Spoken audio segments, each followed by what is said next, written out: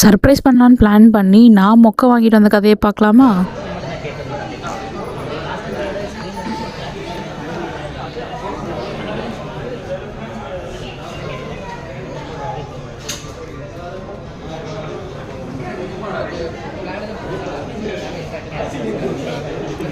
Mass first time தம்பிக்காக gift பண்ணுறேன். சர்ப்ரைஸா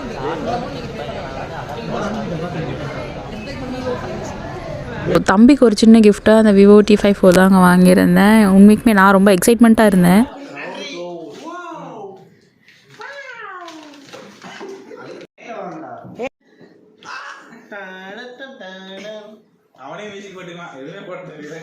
so அதை பார்க்கும்போது அவனுக்கு அவ்வளோ ஹாப்பி. அவன் ஹாப்பியானதை பார்த்து நான் ரொம்ப ஹாப்பி.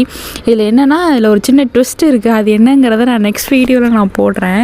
என்ன அப்படின்னா எல்லா டீம்லேயும் ஒரு ஸ்பாய்லர் இருக்கும்ல, அந்த மாதிரி எங்கள் கேங்லேயும் ஒரு ஸ்பாய்லர் இருக்குது. ஸோ அது என்னங்கிறத நான் நெக்ஸ்ட் வீடியோவில் சொல்கிறேன். பட் இந்த மொமெண்ட் வந்துட்டு எனக்கு உண்மைக்குமே ரொம்ப ஹாப்பியாக இருந்தது. பிகாஸ் அவன் வந்து எனக்காக நிறைய பண்ணியிருக்கான். அண்ட் ரொம்ப சின்ன வயசுலேயே வந்துட்டு அவன் நிறைய பொறுப்புகளை சுமந்துட்ட மாதிரிலாம் இல்லை, சுமந்துக்கிட்டான்.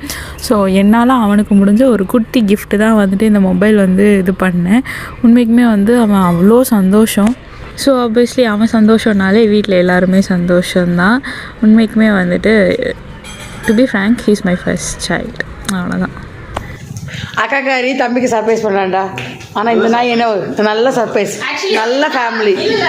ஹரி பண்ண வேண்டியதை நான் பண்ணியிருக்கணும், பட் என்னால் முடியல. பட் எனக்கு என் தம்பி பெரியவன் பண்ணா, என்னால் முடிஞ்ச ஒரு சின்ன கிஃப்ட். ஒரு நாள் முடிஞ்சு இன்னொரு கிஃப்ட் அதை நீயே கட்டி